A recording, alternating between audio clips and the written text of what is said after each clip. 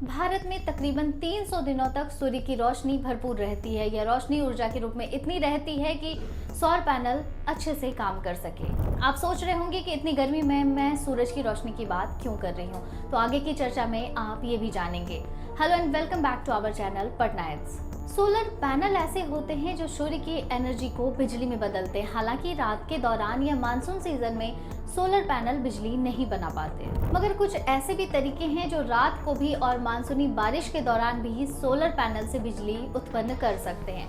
सौर ऊर्जा पैदा करने के मामले में भारत पूरी दुनिया में अग्रणी है।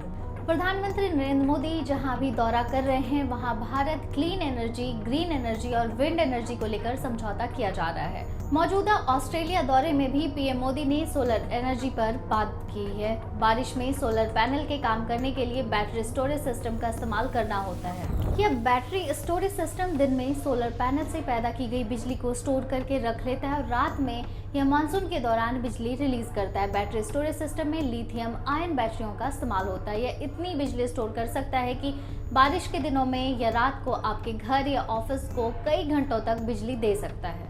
ऑस्ट्रेलिया दौरे पर पहुंचे प्रधानमंत्री नरेंद्र मोदी ने भी सोलर एनर्जी, ग्रीन एनर्जी और क्लीन एनर्जी को लेकर बात की है। ANI न्यूज एजेंसी के मुताबिक प्रधानमंत्री नरेंद्र मोदी ने कहा है कि हम भारत में hydro projects, green hydrogen, solar module और विंड टरबाइन के लिए मैन्युफैक्चरिंग इकोसिस्टम बना रहे हैं। भारत ने 2030 तक 500 गीगावाट रिन्यूएबल एनर्जी क्षमता हासिल करने और 2070 तक नेट जीरो एमिनेशन तक पहुंचने का लक्ष्य रखा है। हमने 2047 तक 100 गीगावाट न्यूक्लियर एनर्जी क्षमता का लक्ष्य रखा है। बारिश या रात में बिजली पाने का दूसरा तरीका यह है कि हाइब्रिड सोलर सिस्टम का इस्तेमाल किया जाए। हाइब्रिड सोलर सिस्टम में सोलर पैनल के साथ साथ एनर्जी पैदा करने वाले दूसरे सिस्टम भी होते हैं, जैसे कि विंड एनर्जी या हाइड्रो पावर। इससे लगातार बिजली मिलती रहती है। हाइब्रिड सोलर सिस्टम वैसे तो परंपरागत सोलर सिस्टम से काफी महंगे पड़ते हैं, मगर ये कम धूप वाले समय में भी बिजली का एक भरोसेमंद स्रोत प्रदान कर सकते हैं। सोलर पैनल रात में या मानसून के दौरान काम नहीं करते, क्योंकि उन्हें बिजली बनाने के लिए सूरज की रोशनी की जरूरत होती है। हालांकि बैटरी स्टोरेज सिस्टम या हाइब्रिड सोलर सिस्टम की मदद से इन समयों में भी बिजली बनाई जा सकती है। ये सिस्टम कम धूप वाले समय में भी बिजली का भरोसेमंद स्रोत बन सकते हैं। प्रेस इंफॉर्मेशन ब्यूरो की एक रिपोर्ट के अनुसार सोलर एनर्जी प्रोडक्शन, कुल रिन्यूएबल एनर्जी क्षमता दोनों ही मामलों में भारत जापान को पीछे छोड़कर दुनिया में तीसरे स्थान पे है।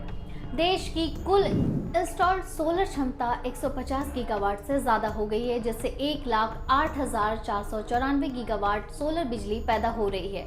दुनिया में चीन और अमेरिका पहले और दूसरे स्थान पे है। गौरतलब है कि मानसून के दौरान भारी बारिश और बादलों की वजह से पैनल तक पहुंचने वाली सूर्य की रोशनी काफी कम हो जाती है, जिससे बिजली बनाने में काफी समय लगता है। यह नुकसान कई तरह से हो सकता है। पहला, भारी बारिश से पैनल पर जमा धूल और गंदगी, जिससे उसकी क्षमता कम हो जाती है। इसके अलावा हवा में नमी और उमस बढ़ने से पैनल पर भाप जम सकती है, जिससे सूर्य की रोशनी सोखने की क्षमता कम हो जाती है। और मानसून के दौरान सोलर पैनल से बिजली बनाने की कमी के कारण एक और बड़ा कारण है कि आसमान में ज्यादा बादल छाए रहना। जब बहुत ज्यादा बादल छाए होते हैं तो पैनल तक पहुंचने वाली सूर्य की रोशनी बिखर जाती है और फैल जाती है, जिससे उससे बनने वाली ऊर्जा की मात्रा कम हो जाती है। इसके अलावा बादल सूरज की रोशनी से वापस वायुमंडल में भेज सकते हैं, जिससे पैनल तक पहुंचने वाली रोशनी और भी कम हो जाती है। मानसून का मौसम सोलर पैनल को भी नुकसान पहुंचा सकता है। तेज हवाएं, ओलावृष्टि पैनल को तोड़ या उनमें दरार डाल सकती है, जिससे उनकी कार्य क्षमता प्रभावित हो जाती है और वह पूरी तरह से बेकार भी हो जाते हैं। इन नुकसानों को कम करने के लिए कुछ सोलर पैनल बनाने और लगाने वाली कंपनियां खास तौर पर डिजाइन किए गए पैनल का इस्तेमाल करने लगी हैं, जो नमी और धूल से ज्यादा सुरक्षित रहते हैं। इसके अलावा पैनल की नियमित सफाई और रखरखाव उन्हें अच्छी स्थिति में रखने और मानसून से होने वाले नुकसान को रोकने में मदद कर सकता है। फिलहाल भारत में पीएम सूर्य घर योजना भी चलाया जा रहा है। आप कमेंट बॉक्स में बताएं क्या आपको इस योजना का लाभ मिला, और देखते रहें हमारा चैनल पटना एड्स।